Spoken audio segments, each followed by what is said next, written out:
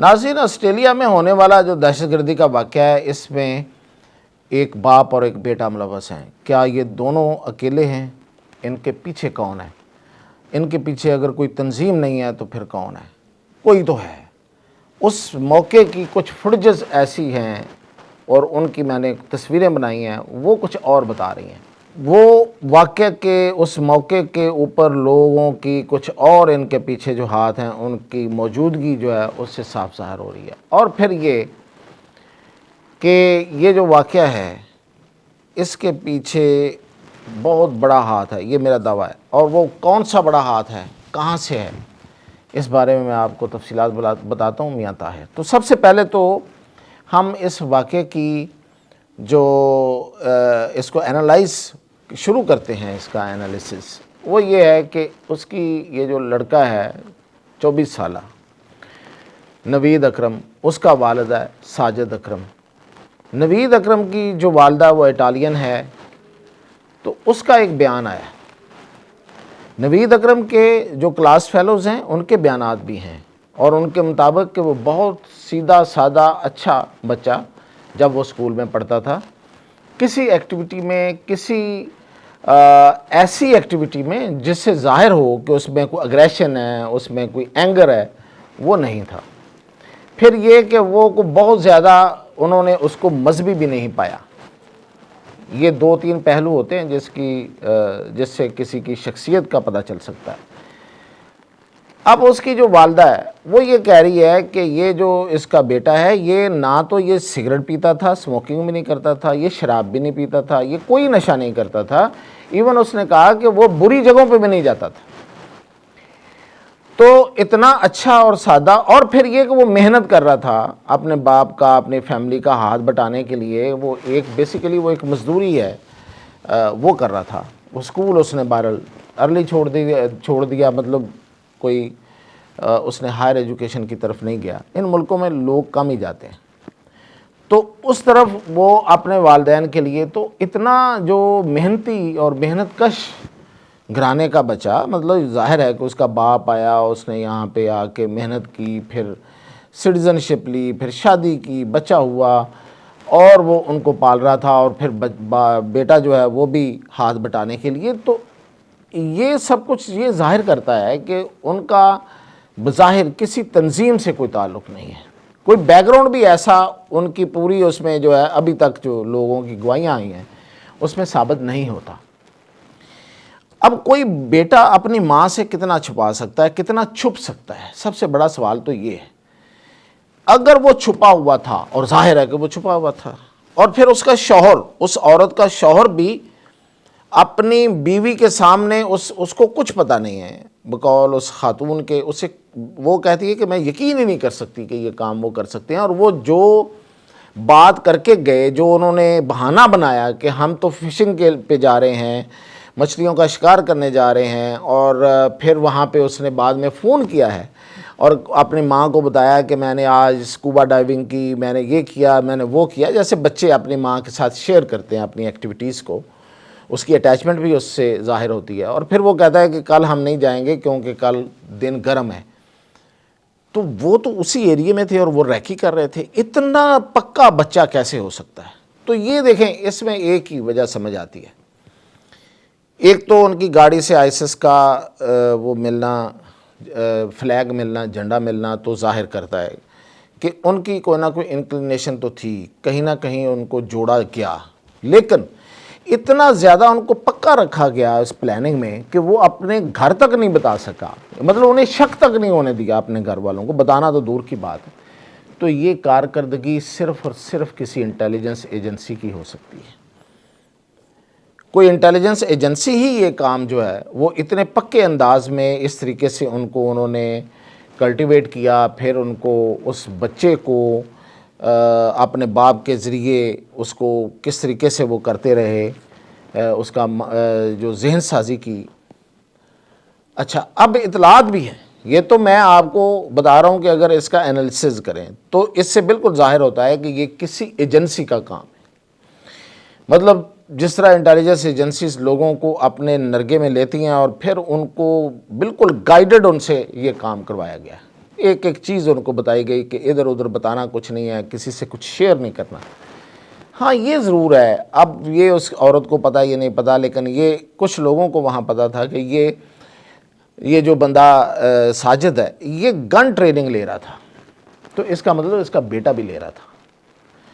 یہ جو گن ٹریننگ اور اس نے لی جب، تو وہاں کی اطلاعات یہ ہیں کہ وہاں پہ ایک دور دراز کے ملک کی ایجنسی کے لوگ اس سے آ کے ملتے تھے، اور وہ اس سے ان کی ملاقاتیں رہیں، اور ظاہر ہے اب چیزیں سامنے آئیں گی انویسٹیگیشن میں، کیونکہ بالکل ہی یہ ایک الوف سا دو لوگ ہیں، اور وہ کس طریقے سے کس کے ہتھے چڑھے ہیں، اور انہوں نے ان کو کہاں پہ جا کے ٹریننگ دلوائی ہے، اور پھر وہ لوگ ان کو وہاں ملتے رہے ہیں، اور اس کے بعد وہ اس بچے کو بھی انہوں نے اس کی ذہن سازی بھی کی ہے۔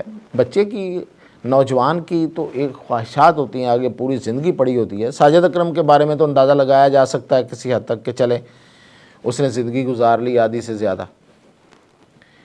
تو یہ جو ذہن سازی اور جس طریقے سے اس کو بنایا گیا ہے، اس میں وہ جو دور دراز ملک کی، آسٹریلیا کے لیے دور دراز ملک سے جو انٹیلیجنس کے لوگ اس کو ملنے آتے تھے، اور پھر ساجد اکرم کی میٹنگز جو ہیں وہ پتہ چلی ہیں ہمیں کہ ایک سفارت خانے کے ایک فیسلٹی میں ہوتی ہے، سفارت خانے کی بلڈنگ میں نہیں لیکن علیحدہ فیسلٹی میں ہوتی ہے، اس واقعہ سے کچھ دن پہلے۔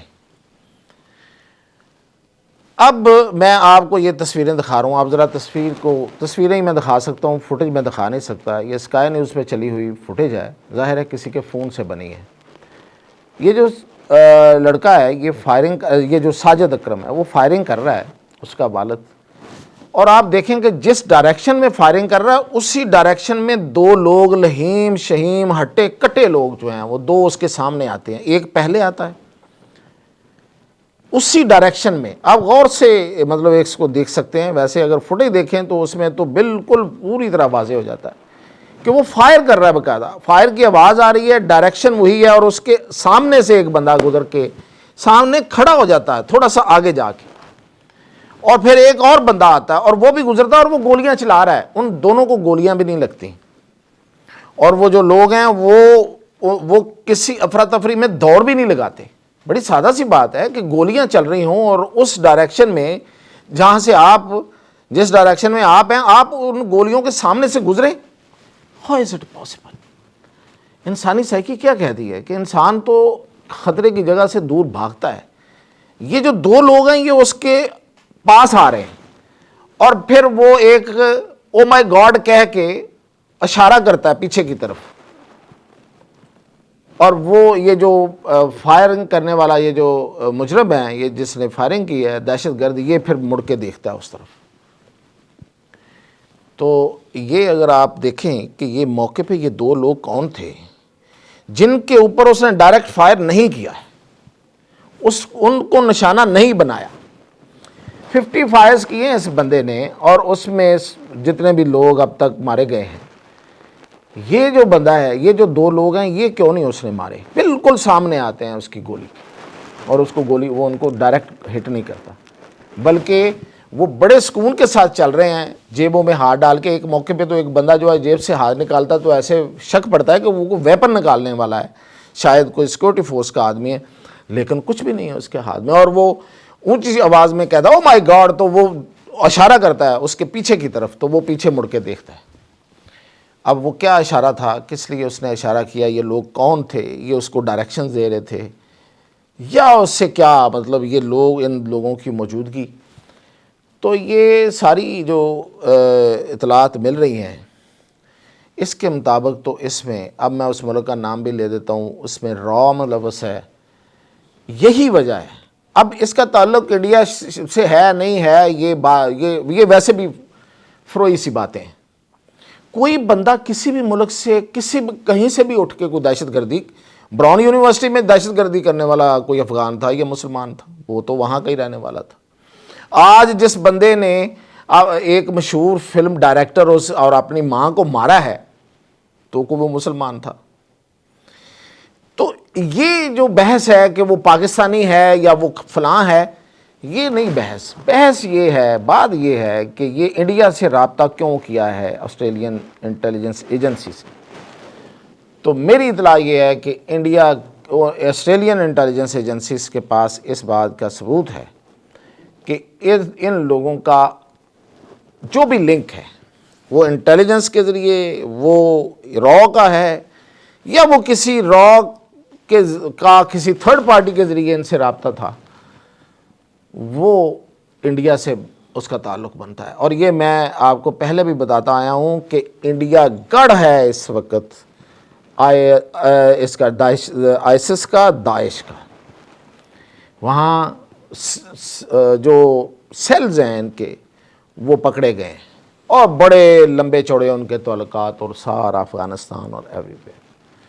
تو اس لیے انڈیا سے ہی کچھ نہ کچھ نکلنا ہے اس کیس کے بارے میں. اب یہ اور بات ہے کہ ایسے واقعات ہم نے اور بھی پہلے بھی دیکھے، یورپی ملکوں میں ایسے ہو جاتے ہیں، چینج تو کچھ آتا نہیں ہے. پالیسی میں تو کبھی کو ہم نے کوئی بڑا ڈراسٹک چینج اس امریکہ میں پچھلے کچھ عرصے میں کوئی 300 سے زیادہ واقعات ہوئے ہیں گن رننگ کے، یہ لوگوں کو مارنے کے. کیا وہاں پہ کوئی قانون بنا ہے؟ ابھی تک کوئی یہ جو لوگوں کے پاس اسلحہ ہے اس کے متعلق کوئی بڑا قانون نہیں بن سکا، کچھ بھی نہیں ہوا. تو ہونا ہمارا کچھ نہیں ہے، یہ بلیم گیم ہونی ہے، اور پھر دنیا نے اسی ڈگر پہ چل پڑنا ہے.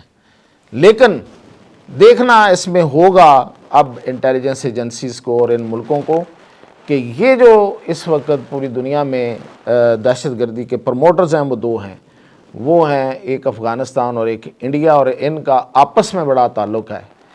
تو یہ کیا کرنا چاہتے ہیں؟ ابھی آپ غور کریں تو نیتن یاہو نے دورہ بھارت منسوخ کیا. اصولی طور پہ تو غصہ ہونا چاہیے انڈیا والوں کو، لیکن جے شنکر جو ہے وہ پہنچ گیا تل ابیب. کیا کرنے گیا تل ابیب؟ صرف ان کے ساتھ مل کے گٹھ جوڑ اور اپنے آپ کو، اور یہ یقیناً یہ اس میں اسرائیل، اگر اس میں را شامل ہے تو اس میں موساد بھی شامل ہے. تو یہ مل کے جو ہے یہ کرا کے یہ ملبہ کہیں پاکستان اور ادھر ادھر ڈالنے کی کوشش جو رہی ہے، وہ اب ٹھیک ہے، اب وہ کہاں تک یہ اس کو آگے لے کے چل پاتے ہیں، یہ کہیں آتی بھی ہے اس طرف یا نہیں آتی، یہ ان کی کوششیں اب تک تو ناکام ہوئی ہیں. انہوں نے تو جیسے ہی شروع ہوا تو انڈین میڈیا جو ہے وہ شروع ہو گیا تھا، تو ان کے اکاؤنٹس تو ایسے لگ رہا تھا جیسے ان کے پاس پہلے سے کوئی انفارمیشن ہے، نہیں تھی یا تھی پتہ نہیں، لیکن فیل یہی ہے. تو یہ اب ان کا یہ سارا گٹھ جوڑ اور یہ بظاہر اور جو اندر کی خبریں ہیں اس کے مطابق یہ واقعہ را کا اور موساد کا ہے. تو یہ تھی میرے پاس اب تک کی اپڈیٹ. مزید اپڈیٹ کے ساتھ حاضر.